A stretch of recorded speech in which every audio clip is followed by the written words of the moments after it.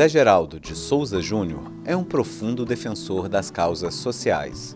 Sua trajetória acadêmica na Universidade de Brasília se confunde com a defesa dos direitos humanos. Graduado em Ciências Jurídicas e Sociais, tem mestrado e doutorado em Direito pela UNB, onde é professor associado e de onde já foi reitor.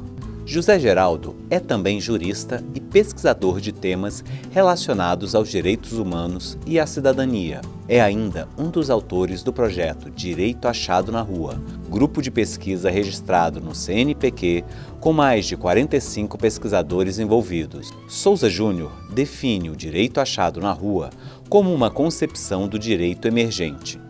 Para ele, esta modalidade de direito é transformadora dos espaços públicos, a rua, onde se dá a formação de sociabilidades reinventadas, as quais permitem abrir a consciência de novos sujeitos para uma cultura de cidadania e de participação democrática. Por ser convicto do papel intervencionista de cada cidadão, especialmente o menos favorecido, na defesa de uma sociedade mais justa, ele considera que a transformação social será resultado de uma ação coletiva.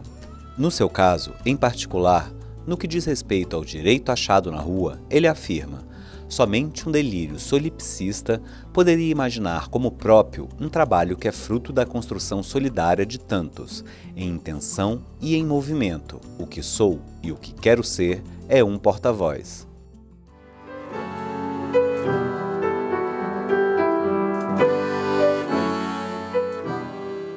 O meu percurso, começando pelo ambiente de família e o contexto em que esse ambiente descortina, né, tem duas características fundamentais, né? Uma é o da mobilidade. Eu sou filho de militar e, em função do itinerário profissional do meu pai, eu percorri o Brasil. Então, desde a infância, fui descortinando cenários da brasilidade pelos ambientes, pelas escolas, pelos amigos de diferentes regiões do país, né?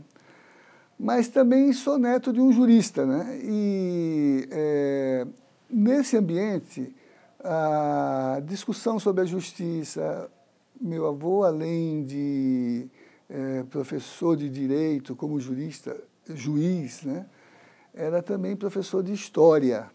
Então, num sistema mais patriarcal, em que a vivência familiar era também uma dimensão política da vida social, porque na mediação da família, com essa referência intelectual, cada conversa doméstica era uma lição de história, era uma análise da condição da política, era um juízo sobre as relações humanas, né? Porque, ainda que não fossem apresentados os casos e as circunstâncias que mobilizavam os interesses familiares, esses elementos estavam por trás de todas as conversas, né? Então, eu cresci ouvindo fatos da história universal, tendo no alpendre da casa,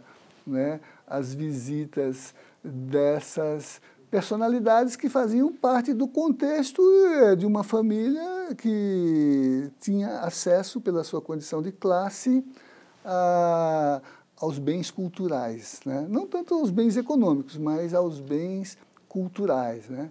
Então, eu tenho muita influência da austeridade, da formação, de uma época castrense que, no caso do meu pai, é pré-64, né?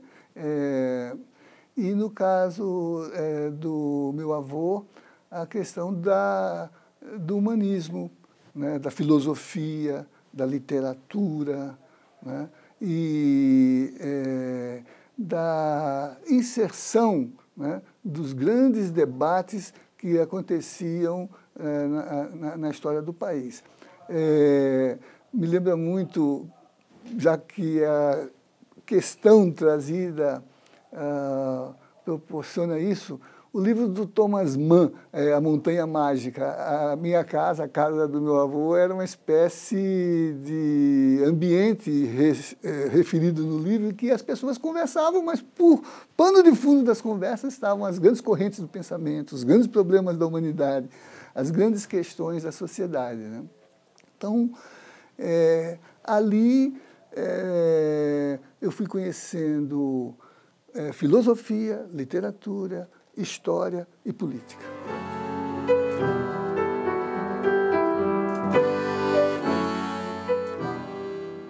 Do ponto de vista mais geral, as grandes obras que, nesse ambiente, foram importantes para a minha formação, por conta desse avô, eu vivia numa biblioteca, né? Então, ali tinha literatura, filosofia, história, religião, direito. Então, no campo da literatura, a formação daquela geração era francesa. Então, a literatura francesa foi sempre uma literatura presente nesse ambiente de formação. Os grandes clássicos da literatura francesa, Alexandre Dumas, Victor Hugo, Anatole France, tanto no âmbito do romance histórico, quanto na discussão das transições por que a sociedade vivia. Por exemplo, uma leitura forte era Balzac, a comédia humana, e toda a discussão entre a passagem de um tempo aristocrático para um tempo burguês, né, e a discussão sobre costumes, sobre modos de ser. Por exemplo, Montpé, Goriot, ou mesmo Um Caso Tenebroso, em que a discussão sobre a justiça estava colocada e sobre os perfis das pessoas. E a literatura portuguesa, né? Queiroz, essa, né? E muito forte nesse processo. Na religião, meu avô, sobretudo, né, discutia todas as bases das raízes judaico-cristãs da nossa formação cultural, né? Então, havia uma leitura muito conduzida pela discussão das transições nos ambientes religiosos, as várias raízes religiosas, ocidentais, orientais, né? E, sobretudo, por conta da nossa cultura, o debate sobre o cristianismo, né? As tensões entre o Velho e o Novo Testamento, né? O sábado foi feito para o homem ou o homem foi feito para o sábado? Aí também já estava uma discussão sobre a justiça e o direito, né? Foi preciso um Novo Testamento para dizer que o sábado é que foi feito para o homem, não o homem que foi feito para o sábado, né? E no direito, por conta da influência desse avô, né, os embates entre as concepções que são as mais abstratas na origem do kantismo, né, e a possibilidade de se instituir imperativos categóricos, né, no contexto da nossa subjetividade, e o hegelianismo inserindo a questão da dialética, né, e quem é que determina o que? Se é a consciência que determina a existência, ou se é a existência que determina a consciência. Meu avô ficou em Kant e Hegel, eu fui a Marx.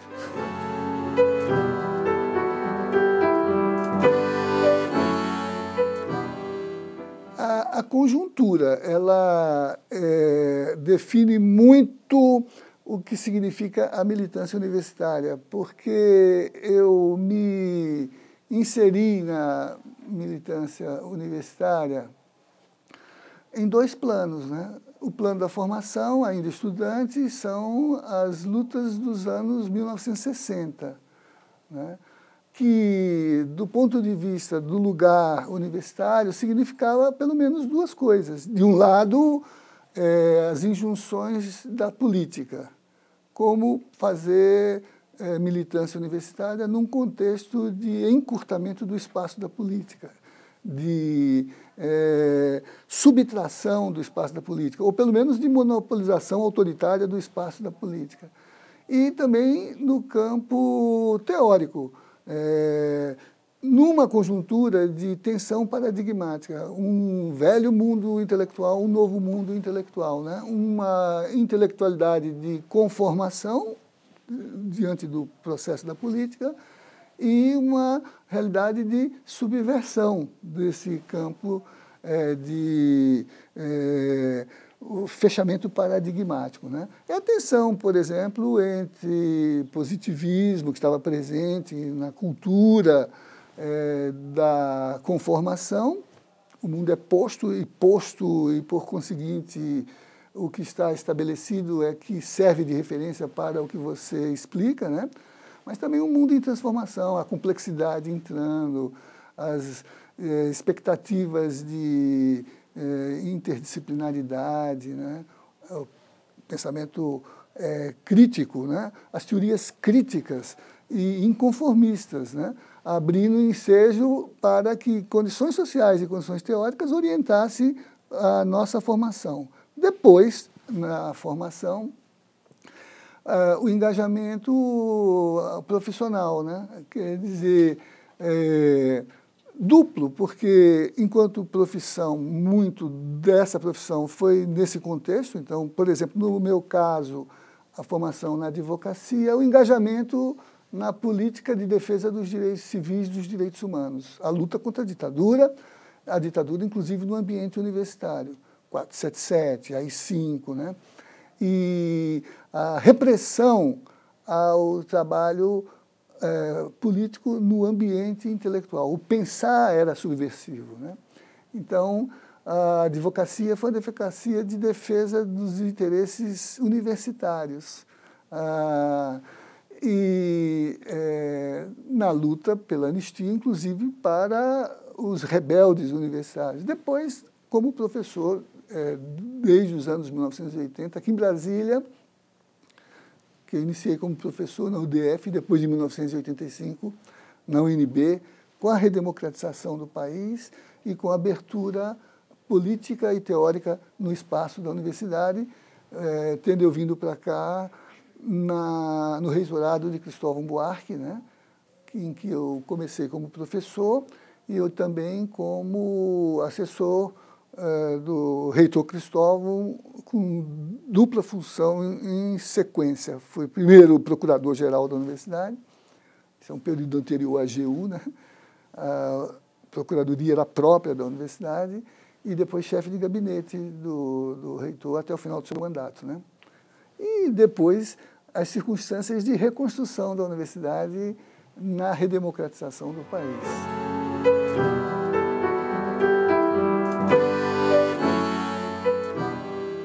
O período autoritário, né, no Brasil, 64, 85, tomo estes dois marcos. O primeiro, para caracterizar o seu início, o golpe.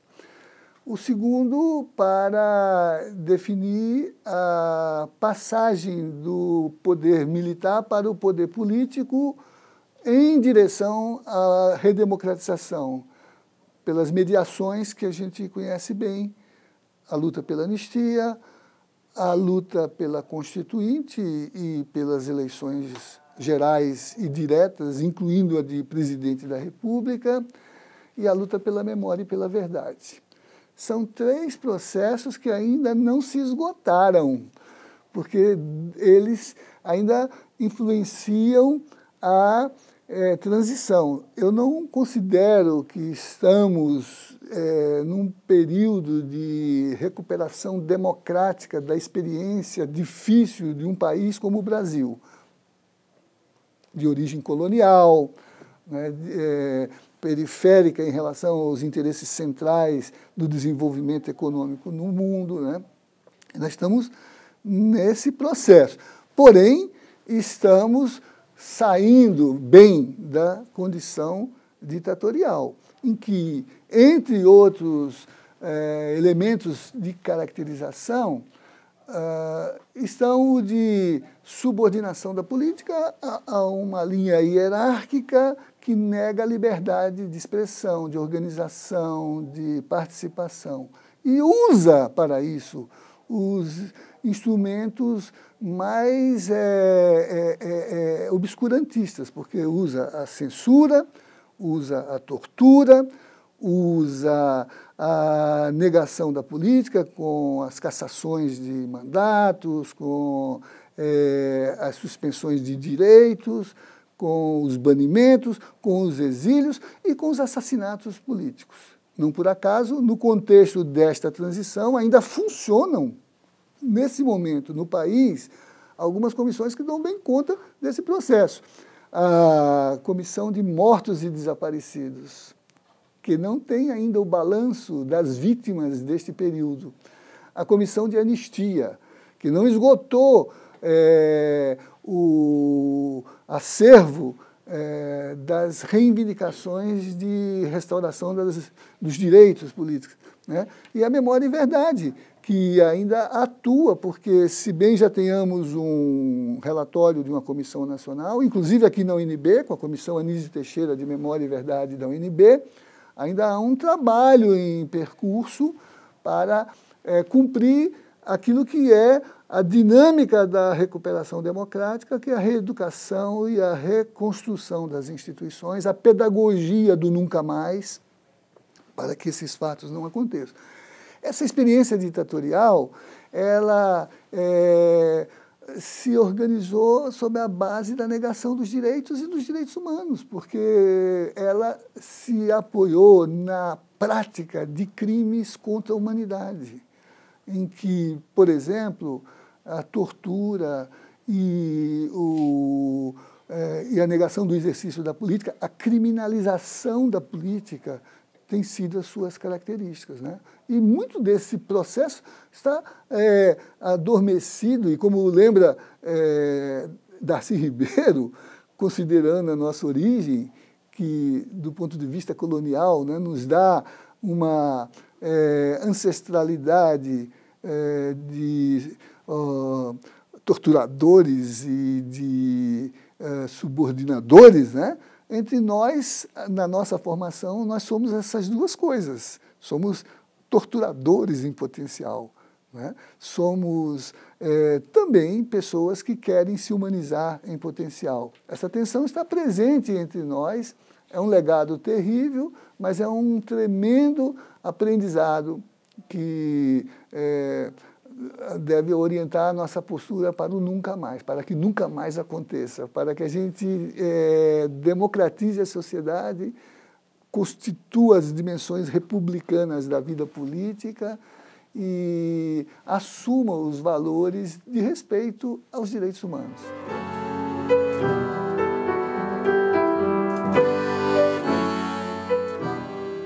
A principal característica, a meu ver, de processos políticos traumáticos, né, que se caracterizam por transições contínuas e evidentes entre autoritarismos e democracia, entre colonialismos e libertação, né, é o caráter intergeracional.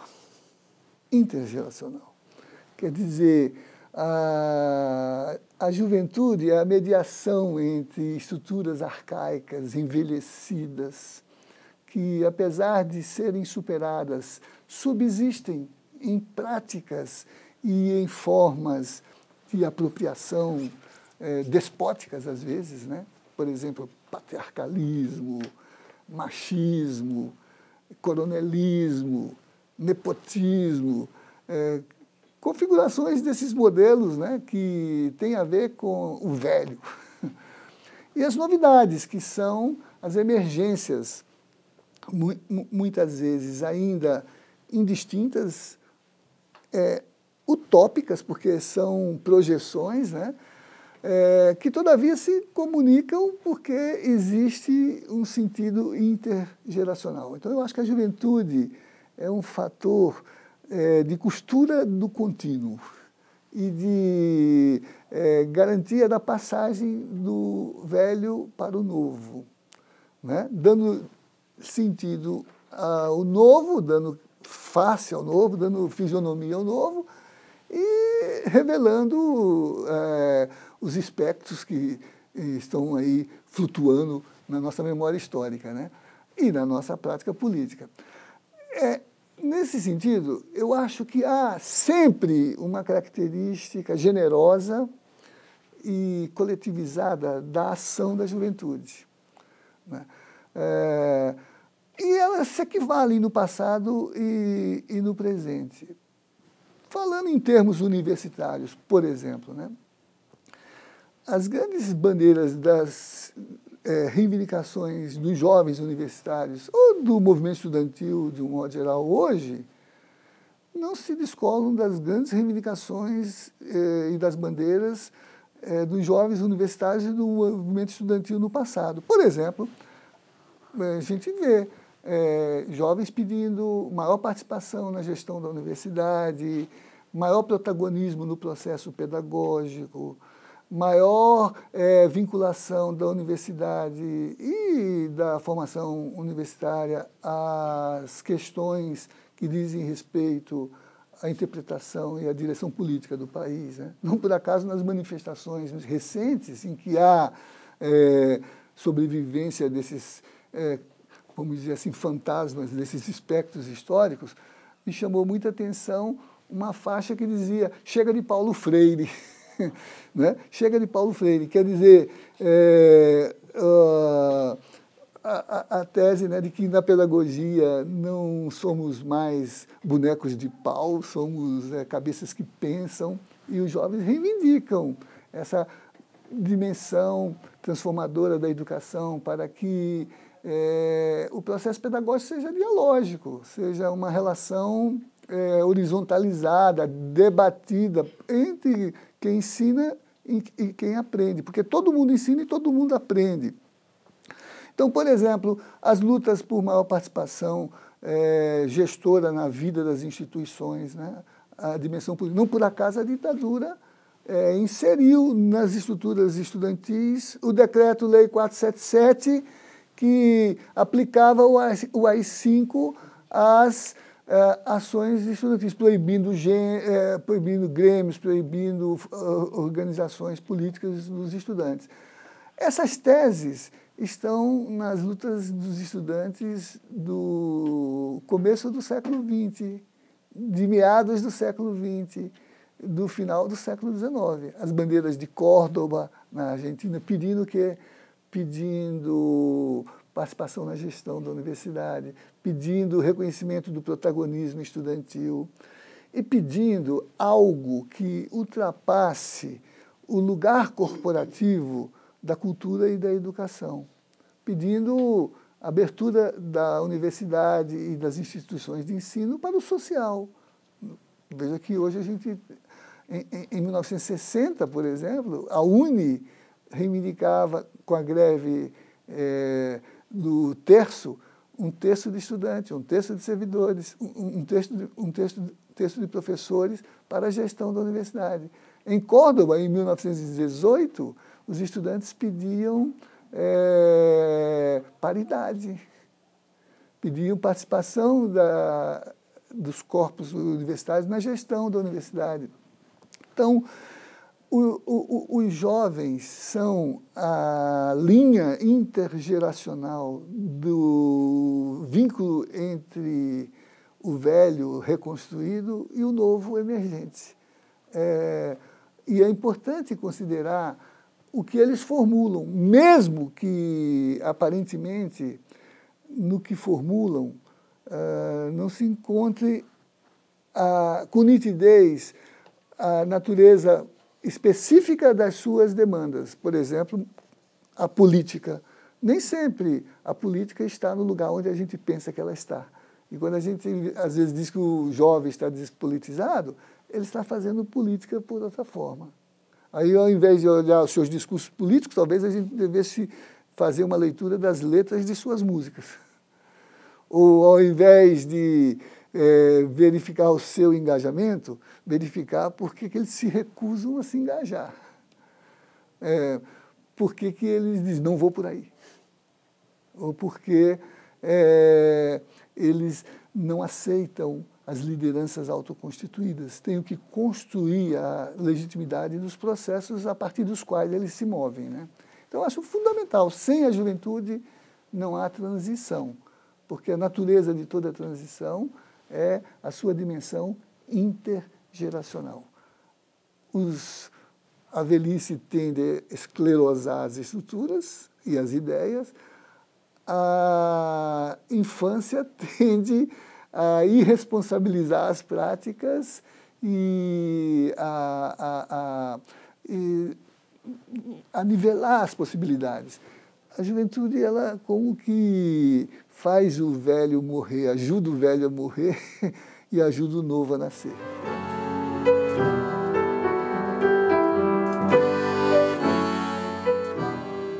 Há alguns anos, a convite de um sindicato de servidores do judiciário, eu participei do seu primeiro seminário, que tinha como chamada a seguinte questão: é possível uma sociedade democrática com um judiciário conservador? A chamada do sindicato tinha a ver com o fato de que não existe construção democrática sem mediação da justiça. Porque a construção democrática, como é uma abertura para a emergência e funcionalidade dos conflitos, requer uma percepção mediadora para a legitimidade do próprio conflito. A democracia é um sistema de conflito, é um sistema de antagonismo entre maiorias e minorias, é um sistema de antagonismos entre posições majoritárias e contra-majoritárias. Por exemplo, a justiça cumpre muito o papel de atividade contra-majoritária.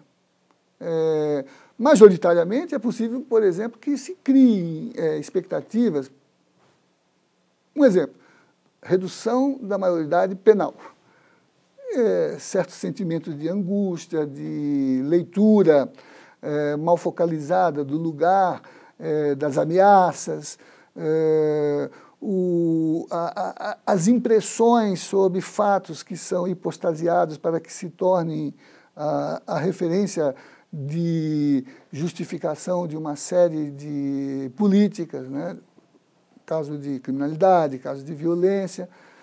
A justiça é contra-majoritária, ela modera isso e diz, olha, a estatística de ocorrências, por exemplo, de eventos praticados por menores não é relevante do ponto de vista da leitura dos fatos. Ou, do ponto de vista dos valores sociais, a impressão de que há uma manipulação dos jovens geraria o imediatismo de contê-los sob forma criminal e não sob forma pedagógica. O contra-majoritário vem e modera isso. É possível até que politicamente se caminhe, por exemplo, para uma política de redução da maioridade. Mas, contra-majoritariamente, a justiça vai moderar isso, vai dizer não pode ir além de determinado ponto. Então, uma sociedade democrática é uma sociedade em que os conflitos têm lugar próprio de solução. Mas eles têm que ter um lugar mediador, onde eles se enunciem e se busque, até contra-majoritariamente, criar ali as condições da sua legitimação. Qual é o limite legítimo da realização da tensão entre os conflitos? Por exemplo, ocupar ou invadir, quando o conflito é sobre apropriação de propriedade. Ocupar ou invadir? Invadir é um núcleo determinante da tipificação penal da busca de acesso à terra. É crime. Ocupar é um discurso político de descriminalização. Qual é o alcance disso? Por exemplo, nos discursos políticos, nos editoriais dos jornais, nas homilias de igreja, nas discussões sobre função social de propriedade, que repercutem nas constituições e nas leis, essa tensão, que é um conflito, sob formas de apropriação, se dá. A justiça faz a mediação e abre o horizonte da reflexão sobre o direito por orientação das teorias de sociedade e teorias de justiça. Não pode ser considerado esbulhador núcleo penal do crime de invasão de propriedade. Continua o acórdão do Tribunal Superior de Justiça. Aquele que ocupa uma terra, deslocamento semântico da categoria política, invadir, crime, ocupar, discutir a função social da propriedade. Completo acordo. Para fazer cumprir a promessa constitucional da reforma agrária. Olha o papel da justiça. Descriminalizou, repolitizou, entendeu que na construção do conflito democrático sobre acesso à terra, que é uma questão gravíssima na nossa sociedade, é preciso separar o que é crime e o que é política. O que é crime como ponto de vista sobre o social, numa sociedade em que os proprietários têm acesso à produção das leis, bancada do boi, tem acesso à interpretação da moral, bancada da Bíblia, tem acesso às formas de solução de conflito, bancada da bala, não tem posição, por exemplo, em relação ao desarmamento, não tem posição, por exemplo, em relação às uniões afetivas homossexuais, não tem posição sobre o conceito de função social da propriedade, né? Então, sem essa mediação, a democracia não se realiza, porque a democracia é um sistema de conflitos. E o conflito não é algo perverso nem mal na sociedade, é a tensão das mudanças no social, né? E sem uma justiça em conta de fazer a leitura desse movimento, que não sai diretamente do direito, porque o direito é um fenômeno, sai das teorias de sociedade e das teorias de justiça, né? O conflito não se resolve, ele se torna negativo no sentido de ser desqualificador e abre ensejo para que formas perversas se estabeleçam. Linchamento e não um judiciário que funcione. O vigilantismo e pistolagem ao invés de mediações adequadas, como, por exemplo, comissões de justificação, né?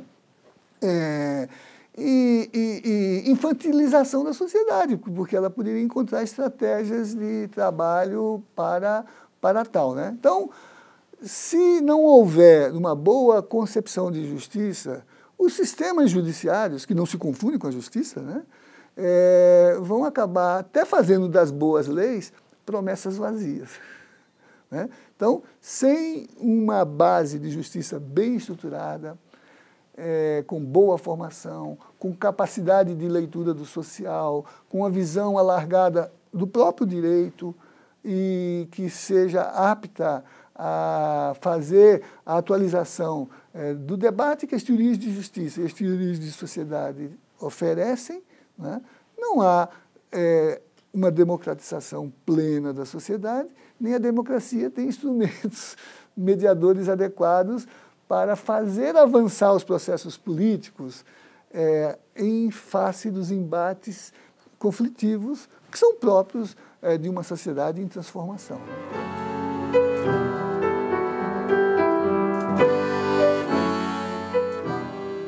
Eu penso articulando duas condições básicas que já mencionei em algumas passagens dessa conversa: as condições sociais e as condições teóricas.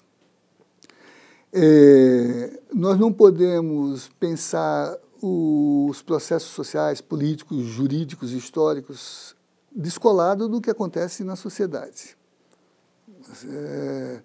O que acontece na sociedade gera, né, as formas de representação que nós fazemos sobre o que acontece e as alternativas que nós oferecemos para mediar isso que são as interações que nós estabelecemos Algumas objetivas, outras subjetivas. Algumas que a gente intencionalmente provoca e outras que nós somos levados por elas. A mesma coisa do ponto de vista da justiça, né? da teoria, não da justiça, da teoria. Né?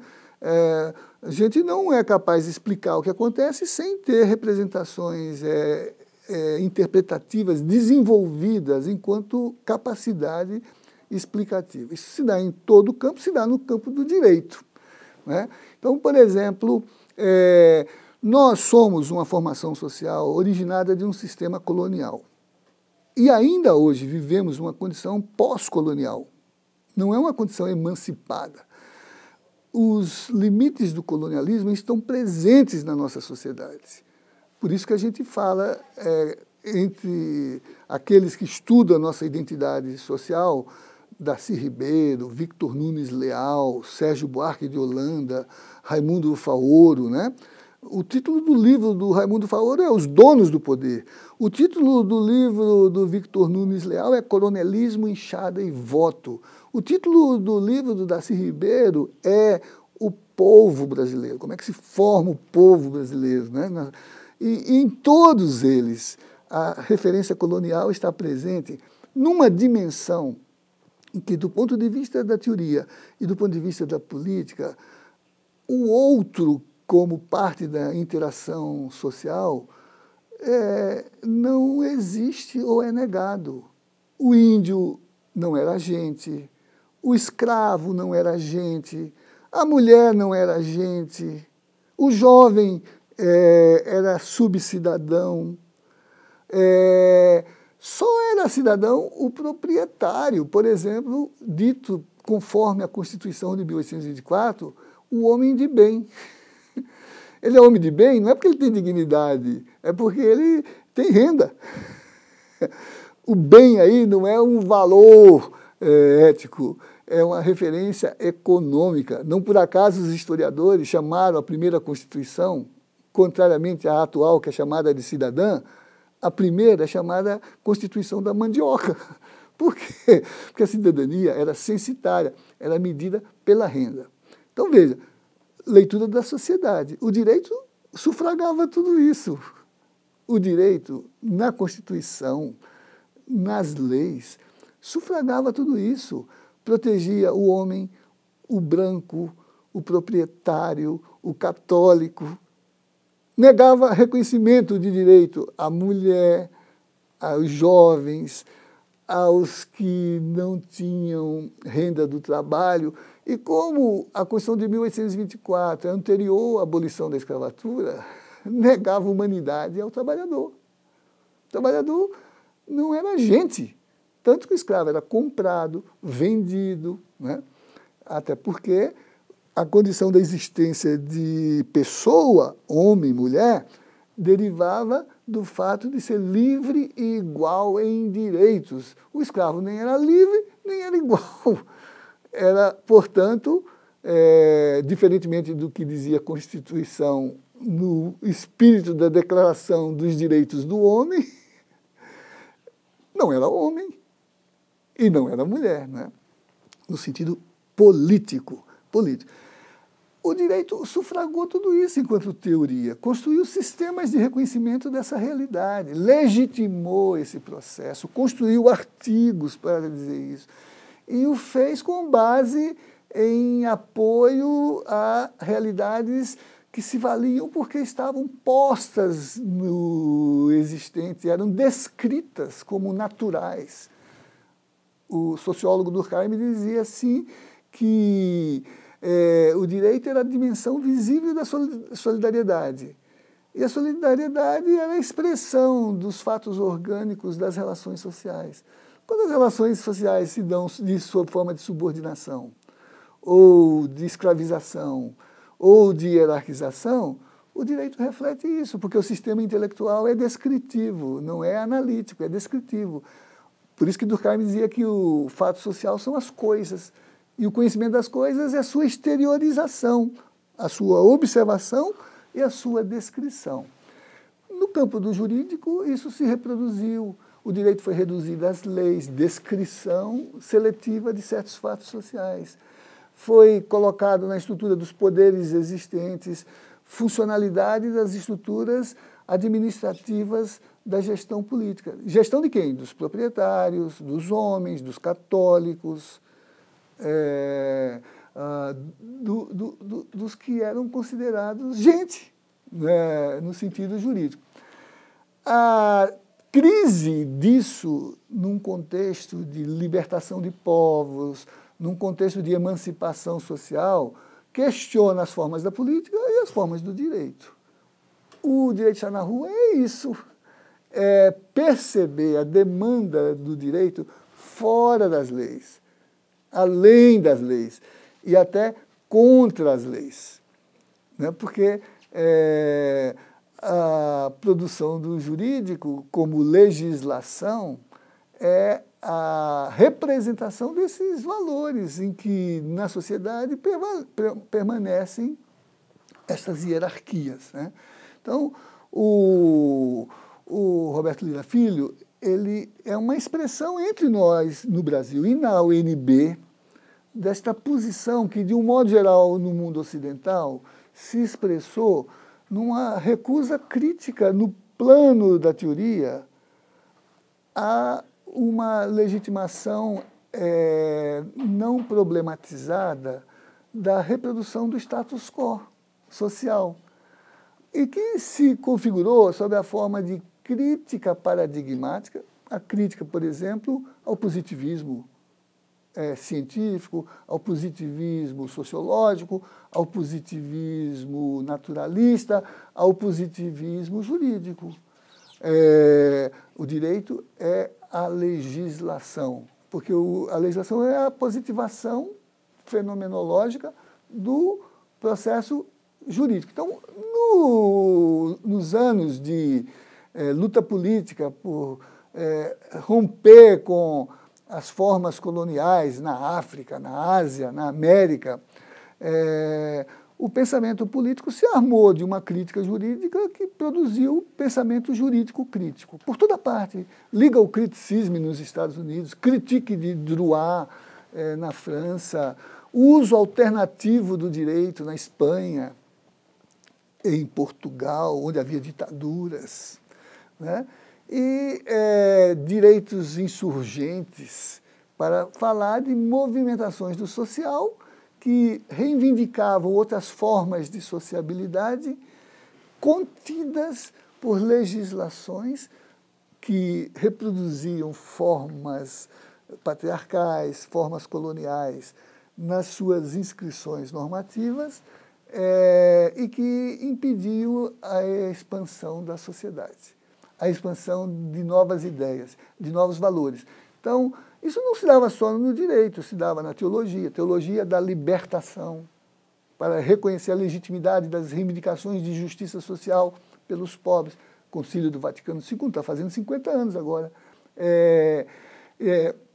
Se dava no pensamento filosófico as concepções de que nem tudo que existe é o que é real, e que, portanto, há formas emergentes. Boaventura de Sousa Santos, como Morin e outros, falam da necessidade de sociologia das emergências, sociologia das ausências. O que é ausente que foi produzido como ausência? O que é emergente que ainda não tem nome? Por exemplo, direito de morar, não tem nome ainda.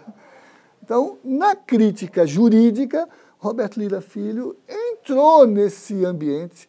E aqui na UNB, em 1978, ele produziu um manifesto chamado Para um Direito Sem Dogmas, está publicado, uma crítica ao positivismo jurídico, que reduz o direito à lei, uma chamada a pensar o jurídico nas relações sociais emergentes, legitimadas nos processos de reconhecimento.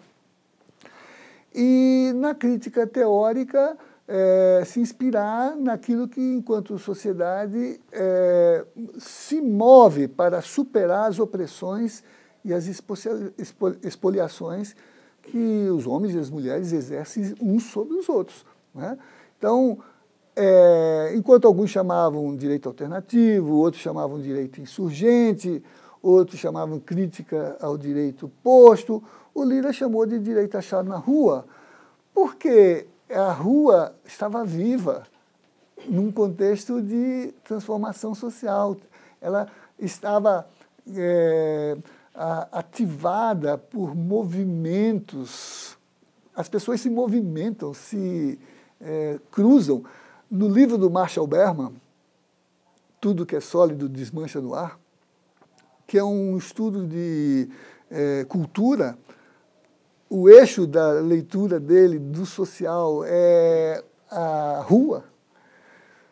Ele diz a certo momento, a rua é o lugar em que as pessoas se encontram, se desencontram, se contradizem, mas é sobretudo um lugar onde elas, no seu movimento, no seu ir e vir, nas suas contradições, reivindicam cidadania, liberdade e direitos. E ao fazê-lo, isso que é uma multidão em movimento, se transforma em povo. A rua é o lugar onde a multidão se transforma em povo. Então a rua é, por exemplo, numa leitura como essa de Marshall Berman, mas que a nossa literatura brasileira também é bastante imaginativa. Pense Castro Alves, no poema Do Povo ao Poder. A praça é do povo como o céu é do condor. Não confundir com Castro Alves, que diz a praça Castro Alves é do povo como o céu é do avião, não é isso? Castro Alves continua, é o antro onde a liberdade cria águias em seu calor. Quereis, pois, a praça, desgraçada a populaça, só tem a rua de seu. Então, o Lira Filho, poeta que era, tomou a rua como uma metáfora artística, simbólica de espaço público, lugar de acontecimento, de encontros e desencontros, esfera pública em sentido habermasiano, né? E, claro, até se inspirou num poeminha de Marx, poeta, jovem poeta, que fez um poeminha que Lira, que era também poeta, traduziu e que era mais ou menos assim: Kant e Fichte buscavam o país distante pelo gosto de andar lá no mundo da lua. Eu, por mim, tento ver, sem viés deformante, o que pude encontrar bem no meio da rua. Isso é Marx. O Lira disse: quero aplicar meu campo de conhecimento, o direito, à metáfora marxiana da passagem da abstração idealista para a realidade materialista, onde a existência cobra a consciência, mudança da interpretação dos processos. Transforma o mundo, não é isso? E, então, ele chamou de direito achado na rua. Mas o que é o direito achado na rua, então? É uma dimensão crítica, é um outro modo de pensar o direito, que signifique vê-lo não somente nas leis e nas instituições, mas vê-lo na sua emergência, constitutivamente produzido nas relações sociais, pré-legislativamente e até contra-legislativamente. Ou, em última análise, na esperança de que o instituinte e o constituinte se encontrem e que as leis sejam legítimas e que as que não são, não sejam leis.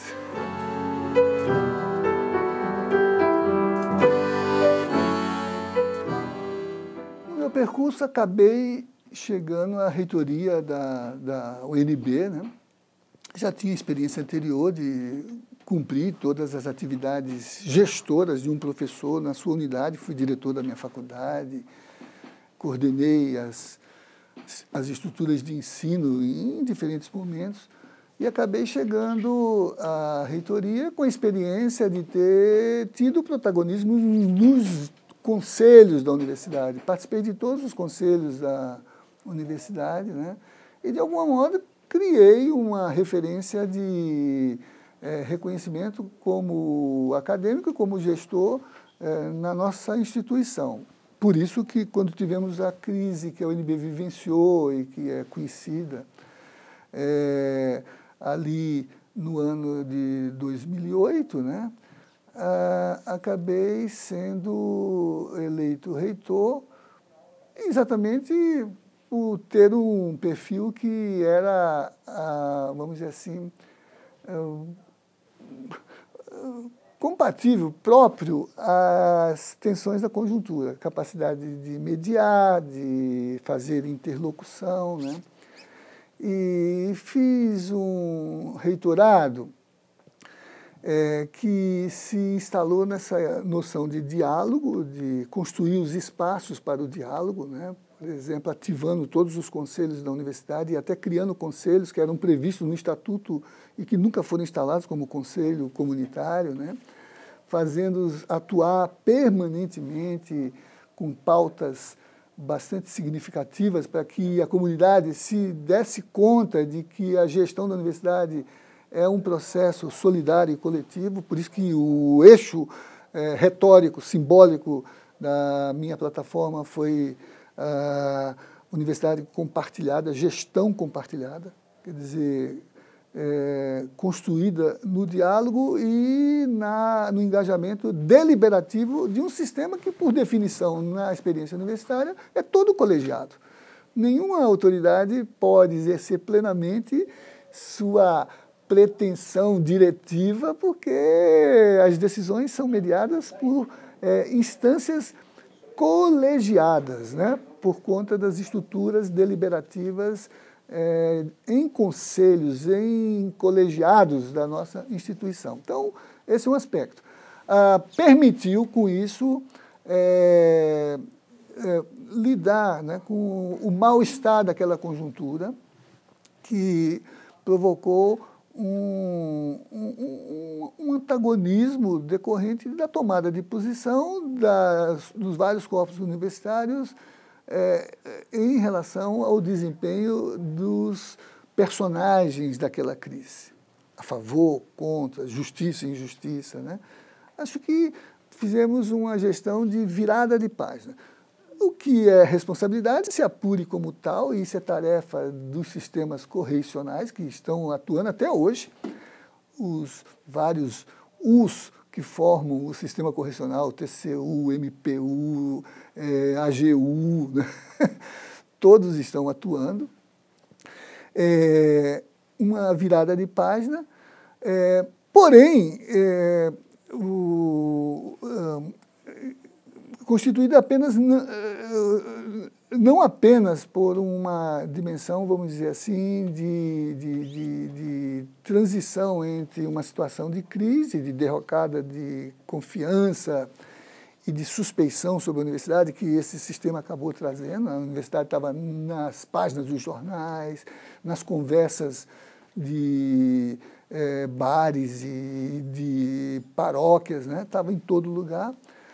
Mas, no caso da gestão, eu tinha a intuição e a percepção de que nós íamos fazer isso numa conjuntura extremamente desafiadora e propiciadora de resgate do fundamento e do projeto da própria UNB. Que conjuntura era essa? Do ponto de vista das políticas públicas, a formulação da mais qualificada e substantiva política de expansão e reconfiguração da universidade pública brasileira. Anteriormente ao governo instalado, a visão de universidade era dentro da filosofia liberal e neoliberal, e todas as ações governamentais foram no sentido de deslocar para a iniciativa privada a responsabilidade da educação superior, tanto que nenhuma universidade foi criada, e o modelo de gestão foi transferir vagas e financiamento de vagas para a instituição privada, né? Houve uma expansão desmesurada das vagas privadas no ensino superior. Eu próprio participei do sistema de avaliação e acompanhei isso. Então, o REUNE foi um programa que recuperou a universidade para o sistema público, função de governo, conceito de bem social inscrito na Constituição, e ofereceu, né, uma alta dotação orçamentária de investimento para expansão e reestruturação do ensino superior. Então, eu peguei a totalidade desse processo. Então, pude apresentar no programa, me valendo inclusive do que na etapa anterior, mesmo na gestão destituída e na de pro tempore, a pactuação que foi feita para construir um plano de reestruturação e de expansão, que é isso que está aí. Uma universidade expandida para as cidades, Campi, Ceilândia, Gama, Planaltina, Alto Paraíso, um núcleo de desenvolvimento cultural e de pesquisa.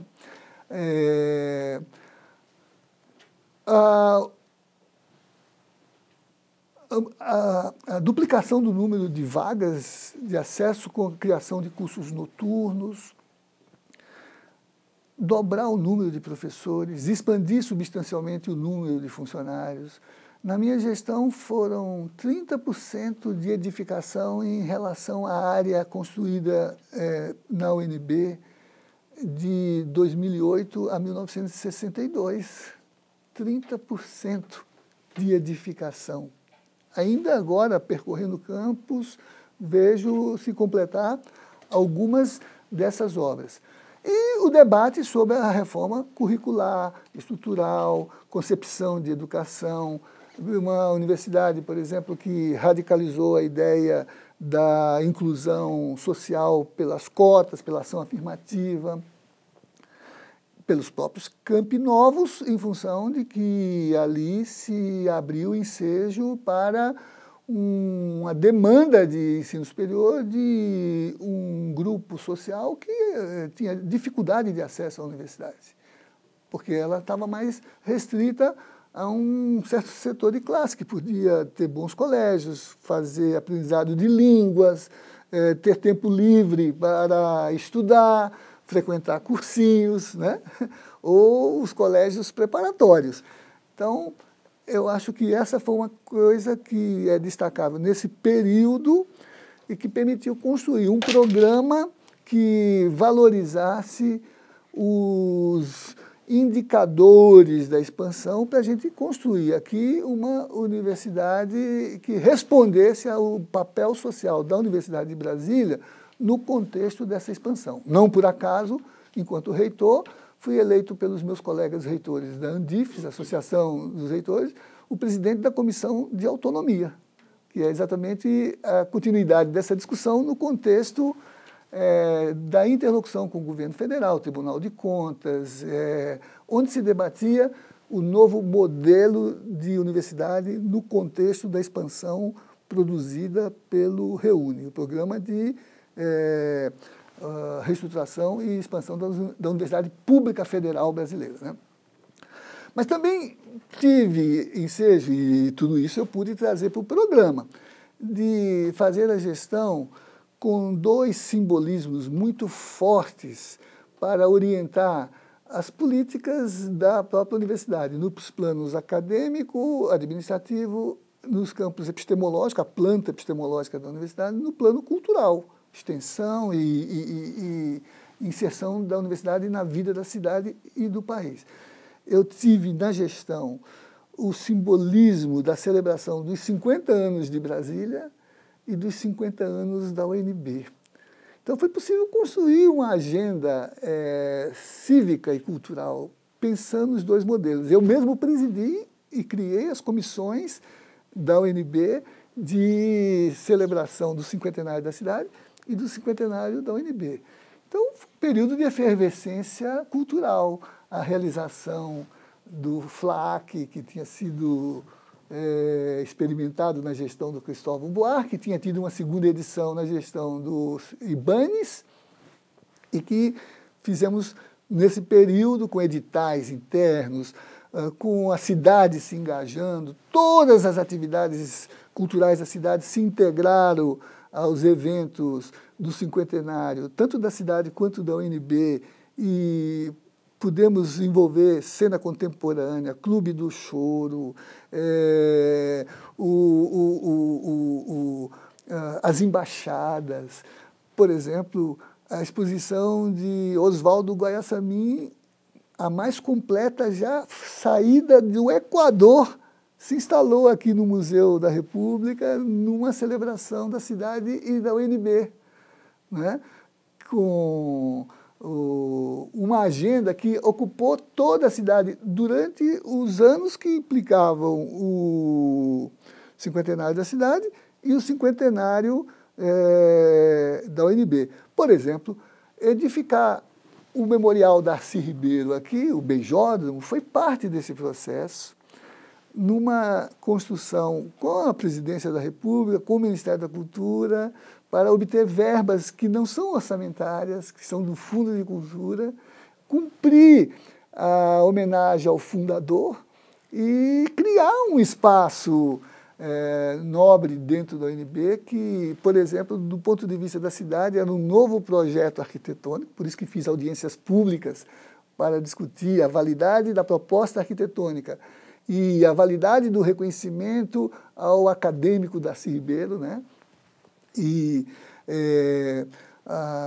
o Beijódromo se tornou possível por causa dessa conjuntura, né? Então, foi um período de grande efervescência cultural, com shows, espetáculos, saraus, e muitos editais para poder, em parte com captação da Lei Rouanet, em parte com destinação de verbas do UNB, celebrar esse período. E do simbólico dessa celebração, recuperar o eixo, vamos dizer assim, orientador da gestão, refundar o UNB, refundar o UNB. Por isso que, ao final, eu organizei um livro para memória desse momento, e o livro se chama exatamente Da Universidade Necessária, o projeto de Darcy, da Escola Nova, do debate dos intelectuais que desde os anos 50 trabalhavam a condição da educação pública, laica, gratuita, de qualidade.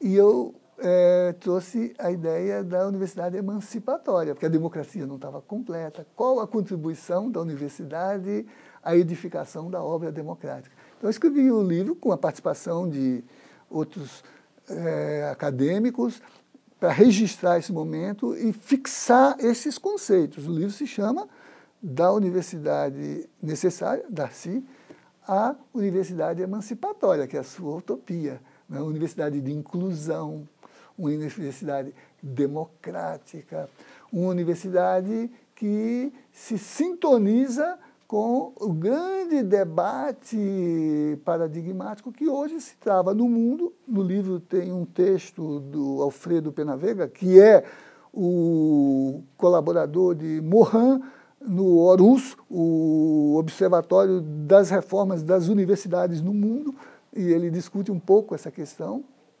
Tem um texto do Elgio Trindade, que é o autor do livro A Universidade em Ruínas, a crítica ao operacionalismo da universidade, e que pensa as universidades paradigmáticas. Ele situa a UNB e, claro, faz referência à última que ele estava gestando, que era a Universidade da Integração Latino-Americana. Então, esse é um conceito de universidade no sentido de que ela é um centro de conhecimento.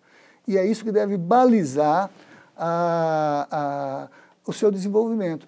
Eu respeito muito o professor Lauro Mori, mas eu acho que comprar, vender, contratar e demitir não tem nada a ver com concepção de universidade. Tem nada a ver com concepção de universidade. Isso é gerencialismo, atributo de repartição, né? A universidade tem virtualidades que permitem que toda essa gestão se faça, né? Só de Reúne foram 59 ou 60 milhões de reais aplicados, e nunca me perguntei assim se eu sabia comprar, vender, contratar e demitir, mas pelo menos eu contratei e não demiti ninguém, né? Contratei o dobro de professores, ampliei em 2/3 dos funcionários, eu não precisei demitir ninguém.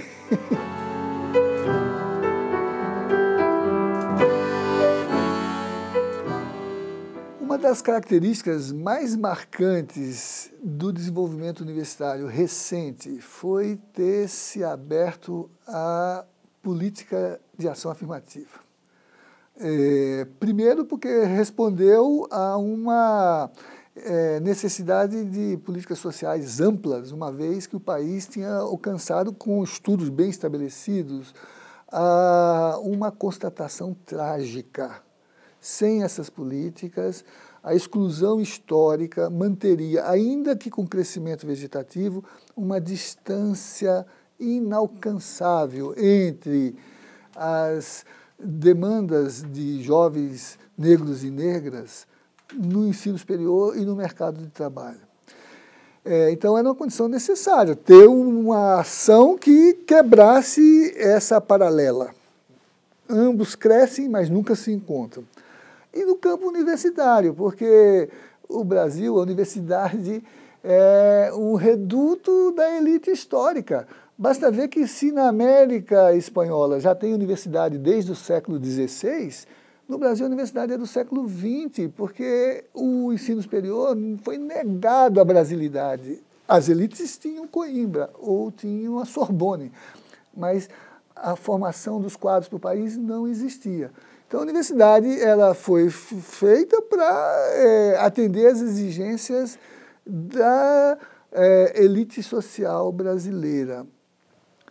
As populações que não tinham condições não tinham acesso à universidade. Então, as políticas de ação afirmativa eram necessárias. E a UNB soube construir essa política para, além de reconhecê-las como necessárias, fazê-la de modo a construir um indicador acadêmico importante. Aproximar o desenho da universidade étnico ao desenho da sociedade, criar condições para o ingresso de comunidades excluídas racialmente ou etnicamente, negros e índios, ao ensino superior, com corte de mérito, porque tem corte de mérito, mas não tem competição entre desiguais. Não tem competição entre desiguais. Então, foi uma política bem pensada, segundo os fundamentos de toda a política de ação afirmativa, e encontrando essa política já estabelecida na minha universidade, o que me empenhei fortemente foi por defendê-la quando ela foi submetida à crítica de um partido político no Supremo Tribunal por meio de uma DPF, uma ação de descumprimento de preceito constitucional, e tive o orgulho de assistir o mais importante debate político e social do país, nas audiências que foram feitas e no julgamento que encontrou uma unanimidade rara, a aprovação da nossa política e a sua universalização. Então, eu acho fundamental, hoje é importante ver a Universidade de Brasília miscigenada no sentido de Darcy Ribeiro, ver que a população está representada aqui dentro e provar a tese de que a exclusão era perversa, porque o ingresso não reduziu a nossa capacidade, basta ver os indicadores, estamos ascendendo nos rankings. E muito se deve às novas cosmologias, às novas visões de mundo, os novos recortes temáticos, as novas competências, a capacidade política de atuação e a disponibilidade intelectual dos jovens negros e índios que entraram na nossa universidade.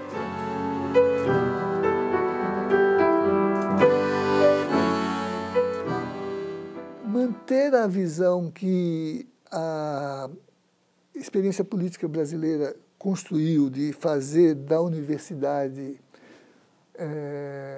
pública a realizadora da educação como um bem social, um bem político e não um bem econômico, é a mensagem que a experiência de quem vive a universidade e espera vê-la fortalecida e engrandecida deve ser passada para a sua continuidade institucional. Quer dizer, preservar esse caráter público, social da educação e da educação superior como estratégica para o desenvolvimento do país. Por isso que ela tem que ser pública e social. Ela não pode ser um lugar de disputas de mercado ou de hierarquias de prioridades no sentido das tendências de produção. Ela tem que ser um lugar em que o país seja pensado como um problema, como queria Darcy na criação da Universidade Necessária, como queria Anísio, e por isso essa é a configuração que, felizmente, ainda hoje o segmento de educação e de estruturação universitária preserva para a universidade pública brasileira, né? Além disso, salvaguardar nessa instituição que é, no Ocidente, milenar, aquilo que ela representa como exclusividade. Há muitos outros organismos que produzem conhecimento e educação. Portanto, a universidade não é mais detentora do monopólio do conhecimento e da educação, mas ela salvaguarda algo que nenhuma outra instituição tem e que lhe dá continuidade. É o único lugar onde todas as formas de conhecer, todas as ideologias, todas as concepções de sociedade e de mundo encontram espaço para o diálogo livre. O diálogo livre. Não pode ser num ambiente religioso por causa do fundamentalismo teológico. Não pode ser num ambiente político por causa do fundamentalismo ideológico. Só pode ser na universidade, onde todas as ideologias são não só garantia da liberdade de expressão, como são objeto de estudo. E aqui todos os saberes dialogam. Então, qual é a exclusividade da universidade hoje? É, não sendo mais um lugar exclusivo, manter a exclusividade do espaço de diálogo entre todas as formas de conhecer.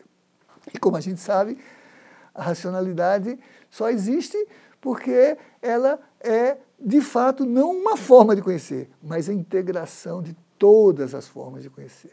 E o único lugar social que eu encontro onde tudo isso dialoga é na universidade.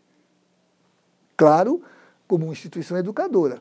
Não porque produz educação, mas porque cada cadinho seu, esse estúdio de TV, a gente está falando de pensamento, conhecimento, um vão de escada, um pátio, um jardim, todos os lugares são lugares de formação, de educação, de conhecimento. Então a universidade é isso, e é aí que está a expectativa da sua continuidade social, política, histórica e intelectual.